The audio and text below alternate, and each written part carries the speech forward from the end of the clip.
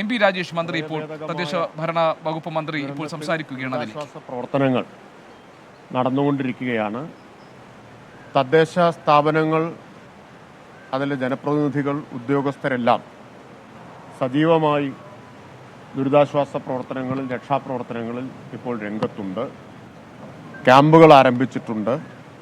ക്യാമ്പുകളിൽ കുടിവെള്ളം, അതുപോലെ ഭക്ഷണം ഇതെല്ലാം ലഭ്യമാക്കുന്നതിനും ആൾ സഹായം ഉറപ്പാക്കുന്നതിനും തദ്ദേശ സ്ഥാപനങ്ങൾ രംഗത്തിറങ്ങിയിട്ടുണ്ട്.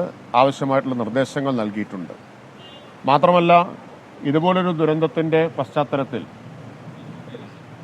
മുകളിൽ നിന്നുള്ള നിർദ്ദേശങ്ങൾക്ക് കാത്തു നിൽക്കാതെ തന്നെ സാഹചര്യമനുസരിച്ച് ഉചിതമായ തീരുമാനം തദ്ദേശ സ്ഥാപനങ്ങളുടെ പ്രസിഡന്റ്, സെക്രട്ടറി എന്നിവർ ആലോചിച്ച് അപ്പോൾ എടുത്ത് നടപടികൾ സ്വീകരിക്കാനുമുള്ള നിർദ്ദേശം നൽകിയിട്ടുണ്ട്. അവിടുത്തെ സാഹചര്യം എന്താണ് എന്ന് വിലയിരുത്തി ഒരു ഉത്തരവിന് കാത്തു നിൽക്കാതെ തന്നെ അവർക്ക് ആവശ്യമായിട്ടുള്ള നടപടികൾ സ്വീകരിക്കാവുന്നതാണ്. അതുപോലെ തന്നെ ക്യാമ്പുകളിലേക്ക് വേണ്ട സാധന സാമഗ്രികളും മനുഷ്യ വിഭവശേഷിയും എത്തിക്കുന്നതിന് ഇപ്പോൾ ക്യാമ്പ് നിൽക്കുന്ന തദ്ദേശ സ്ഥാപനങ്ങൾ ഏതാണോ അവർ മാത്രമല്ല, സമീപ തദ്ദേശ സ്ഥാപനങ്ങളുടെ സഹായം കൂടി അതിന് ലഭ്യമാക്കണമെന്ന് നിർദ്ദേശിച്ചിട്ടുണ്ട്. ഉദ്യോഗസ്ഥരെ മറ്റ് തദ്ദേശ സ്ഥാപനങ്ങളിൽ നിന്ന് ഈ സാഹചര്യം നേരിടാൻ ആവശ്യമാണെങ്കിൽ പുനർവിന്യസിക്കാവുന്നതാണ്. അതിനുള്ള നിർദ്ദേശം ജില്ലാ ജോയിന്റ് ഡയറക്ടർമാർക്ക് നൽകിയിട്ടുണ്ട്.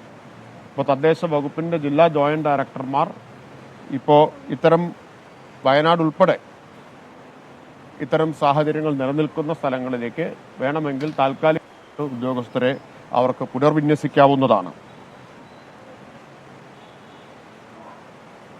അതുപോലെ പൊതുവായി എല്ലാ സ്ഥലത്തും ഇപ്പോൾ വെള്ളം, അതുപോലെ തന്നെ ഉരുൾപൊട്ടൽ, ഇതിൻ്റെയൊക്കെ ഭാഗമായിട്ട് ഒഴുകി വരുന്ന മാലിന്യം, ചെളി, ഈ വസ്തുക്കളൊക്കെ നീക്കം ചെയ്യുന്നതിനും മലിനജലം കലർന്ന കിണറുകൾ വൃത്തിയാക്കുന്നതിനുൾപ്പെടെയുള്ള നടപടികൾ സ്വീകരിക്കാനും തദ്ദേശ സ്ഥാപനങ്ങൾക്ക് നിർദ്ദേശം നൽകിയിട്ടുണ്ട്.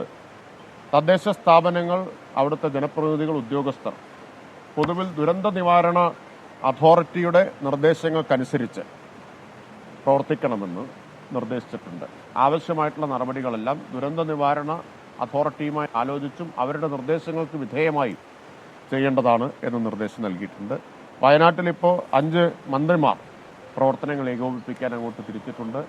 ആ മന്ത്രിതല സംഘത്തിൻ്റെ നിർദ്ദേശപ്രകാരം തദ്ദേശ സ്ഥാപനങ്ങൾ ആവശ്യമായിട്ടുള്ള എല്ലാ പിന്തുണയും സഹായവും ലഭ്യമാക്കേണ്ടതാണ്.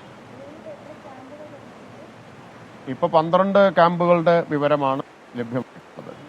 ആവശ്യമായ ക്യാമ്പുകൾ തുടങ്ങാൻ ദുരന്ത നിവാരണ അതോറിറ്റിയുടെ കൂടി നിർദ്ദേശത്തിന് വിധേയമായി തദ്ദേശ സ്ഥാപനങ്ങൾ മുൻകൈ എടുക്കേണ്ടതാണ് നിർദ്ദേശിച്ചിട്ടുണ്ട്.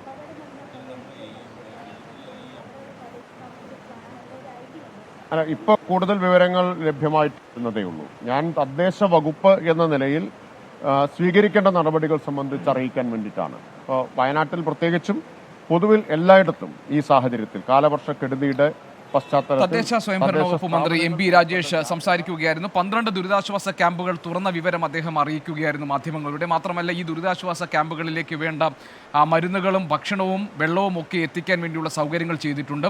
സാഹചര്യങ്ങൾ കണക്കിലെടുത്ത് വേണ്ടി വന്നാൽ കൂടുതൽ ദുരിതാശ്വാസ ക്യാമ്പുകൾ തുറക്കും എന്നതാണ് MP രാജേഷ് നൽകിയ ഏറ്റവും പ്രധാനപ്പെട്ട വിവരം.